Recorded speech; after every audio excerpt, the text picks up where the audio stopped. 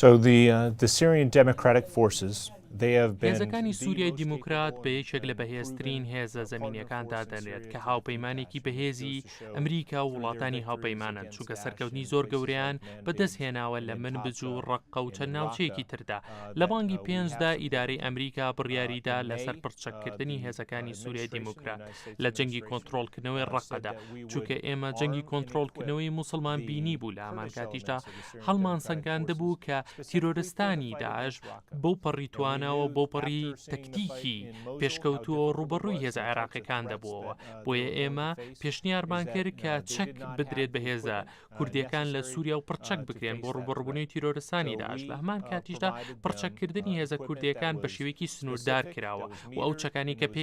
پێیان دراوە بۆ چەند مەبەستێک بووە. وەکو بینیشمان سەرکەوتوو بوون لە کۆنتڕۆڵکردنەوەی شارەکەدا، لەبەرەوە بەردەوام دەبین لە پاڵپشتیکردنی هاوپەیمانەکانمان لە جەنگی داعشدا و ئێمەش لە ترس و سەرنجەکانی تورکیا تێدەگەین و دەزانین بە چه ئاڕاستەیەکدا بیر دەکاتەوە. بەڵام ئێمە بە تورکیامان وتووە کە چ جۆرە چەکێک وە ژمارەی ئەو چەکانی کە دامانە بە هێزە تورکیەکان چین و لەگەڵ ئەوەشدا بەردەوام دەبین لە بەکارهێنانی ئەو استراتیژیە لەگەڵ هێزە کوردیەکانە تاوەکو دڵنیا ببین لەوەی کە